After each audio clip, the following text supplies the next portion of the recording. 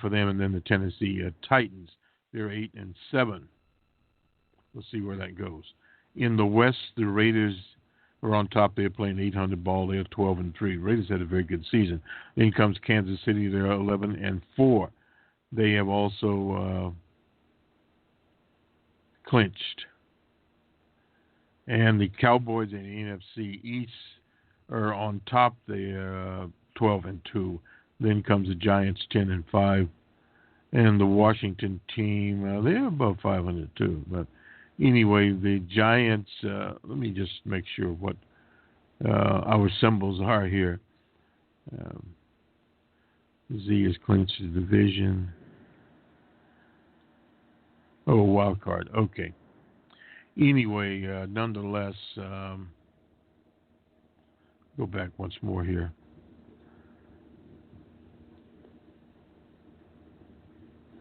Clinched a playoff berth. Okay, so we were finishing up here. The Raiders are in the playoffs. Kansas City is in the playoffs.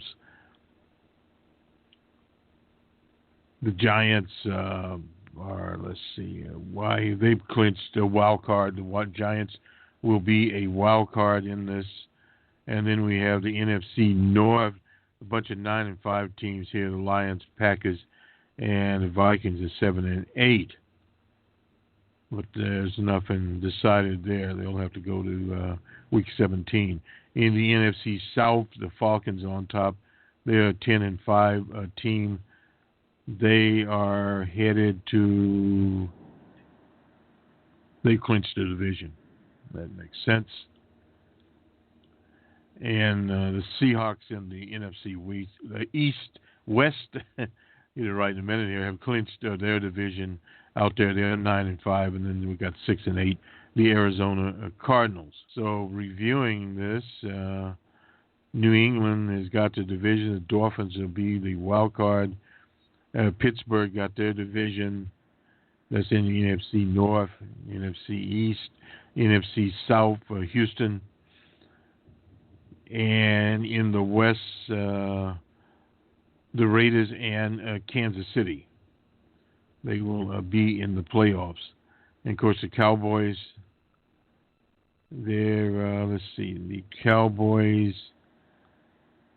have clinched their division and home field advantage. What the Cowboys have going for them, a little different situation there. And the Giants are the wild card there. Now, looking back through here, who has the Raiders? I guess the Cowboys so far are the only ones that have a home field advantage. On we go to the NBA.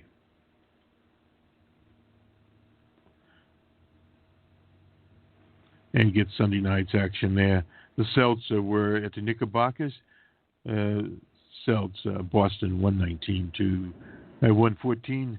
The Warriors were at the Cavaliers in Cleveland. Cleveland 109 to 108. Very close game. The Bulls were at the Spurs in San Antonio. Spurs 119 to 100 for the Bulls. The T-Bulls were at the Thunder in OKC. 112 for the Thunder and 100 for the T-Wolves. The LA Clippers were at the Lakers. Cross-city rivalry, or I don't know if you call it actually cross-city, but nonetheless, the Lakers pulled it out 111 to 102. So we have somewhat, as they say, of a rivalry going on. Not sure exactly where. Take a quick look at Reuters here, and then we'll go to the canned presentation, which is a panel discussion from CBS and Face the Nation, and talking about some of the issues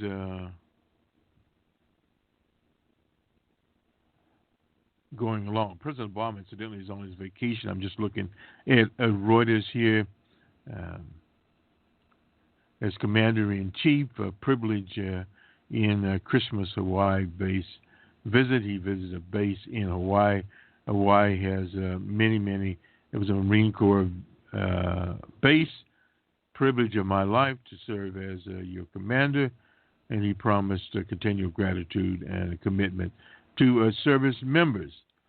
In his last visit, his last Christmas vacation as the president, and his wife, Michelle, was there with him in a better situation than much of the American nation is at this particular time. In the Russian Federation, they moan 92 people killed in a Black Sea jet crash, and they're still looking for the black box. But it was in the Black Sea, so it was not there. Pope gave his annual Christmas message. He offered hope for in a world hit by terrorism and war. Popes have been doing that for a very, very long time. Economic instability there. He talked about that and his interpretation of capitalism.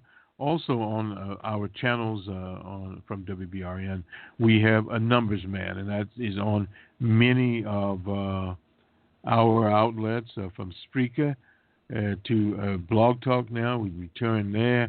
And on iHeart, in many others, we are talking about economic growth in the fourth quarter and so forth and so on. We want to get to robotics here before I forget it, looking at my time. This is from Mark Cuban, and this is a little letter that he has, his blog called The Big Maverick. Mr. President, my suggestions for infrastructure spending, date on the 18th. I'm happy to be a fan of government investing money into what is commonly called infrastructure projects. I strongly believe, this is Mark Cuban talking, that any reasonable business person, even one who works for the government, should be able to invest money at 1% interest and get better than 2% return on taxpayers' money. But I think it's time to rethink how we spend big chunks of that money.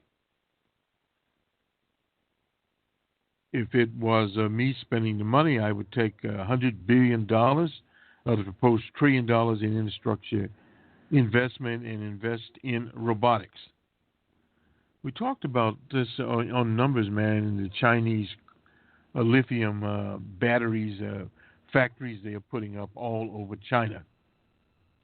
I would invest in companies that do R&D, software designed for robotics, and every other facet of the robotics industry.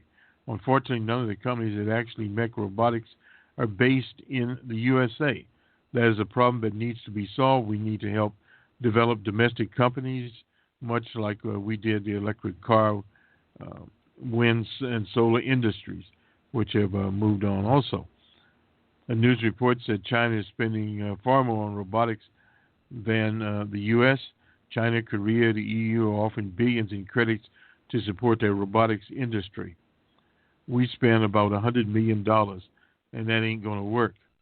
The good news, if there is any, is that according to the report, China is only spending $3 billion, a year on robotics. We need to quickly pass them by. Technology changes always accelerate. It never stagnates over time.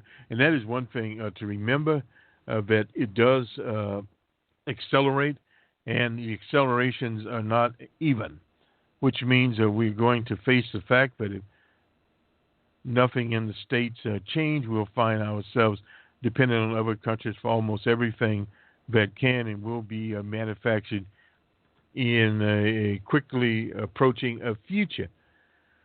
That is basically true because the U.S. has left the manufacturing business. There is obviously manufacturing in the U.S., but not the kinds of manufacturing in the small base products.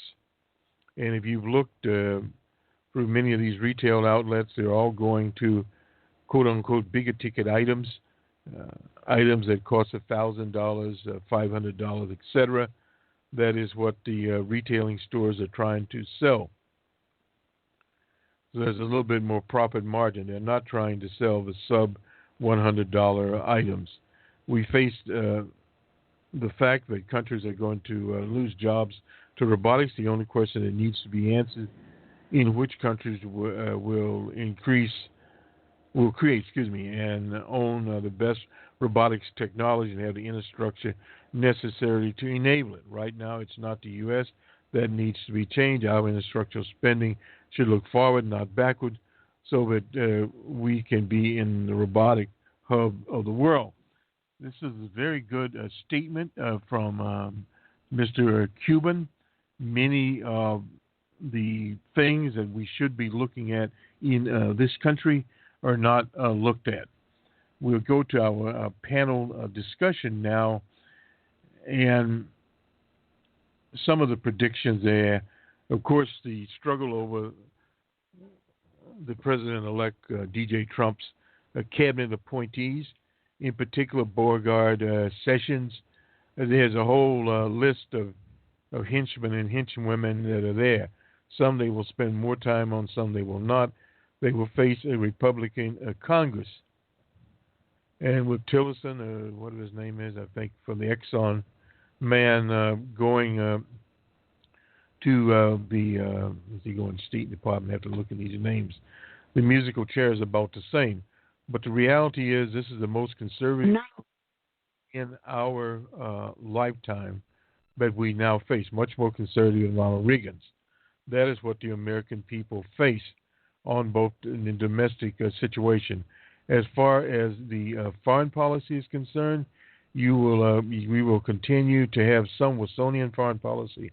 You will have other foreign policy that's aggressive, and some of the people out there crying about the decision that President Obama made, the settlements, the illegal settlements, the Israeli state, that has been since 1967.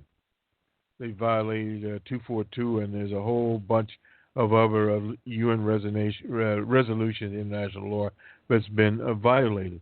But what we have to look at here is not only the laws that are violated, but where does foreign policy go? And foreign policy under a right-wing regime is only guaranteed to be there as long as the right-wing regimes are there. They will eventually disappear. And for these people that are looking for the good old days or whatever, it's not going to happen. The Trump approach is primarily a nuclear approach. He said that. He would use nuclear weapons, and we believe him. Not only that, on certain issues he would be aggressive. 10 seconds. Where does that lead to? Well, it led to Baghdad, it led to Kabul, and it led to nothing. They're still in disarray today. That is a type of foreign policy. And as far as in the Mideast, until the Palestinian-Israeli state, two-state solution is put in place, you will continue to have problems there.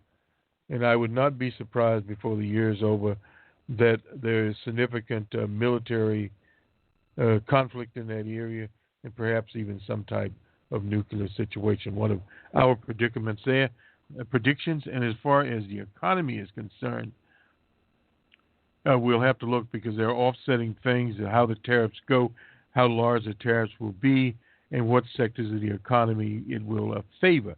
We'll have a show on this. Why don't we go to the CBS people? Talk about the year ahead. Our CBS News Foreign Affairs correspondent Margaret Brennan, Chief White House correspondent Major Garrett, Homeland Security and Justice Department correspondent Jeff Pegues, and our Chief Legal correspondent Jan Crawford, National Security correspondent David Martin, and Congressional correspondent Nancy Cordes. Welcome to all of you to our Thanksgiving dinner here. Major, I want to start with you. Sure. Thanksgiving on Christmas. You spent the year with Donald Trump. What do you expect from Donald Trump right away?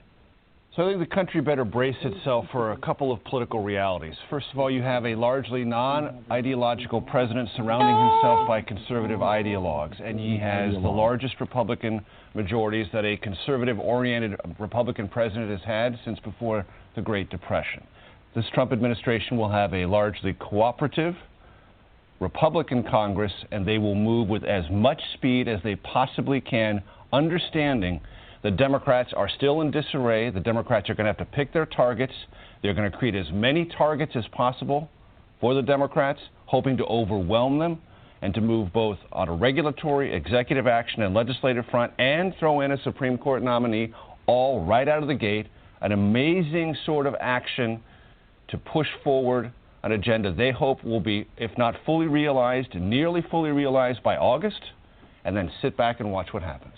Nancy, a flurry of activity. It's a dream come true for Paul Ryan, Speaker of the House, it sounds like. It really is, and a dream that started far before he became Speaker. And so when you've got a big prize like this, many prizes, they hope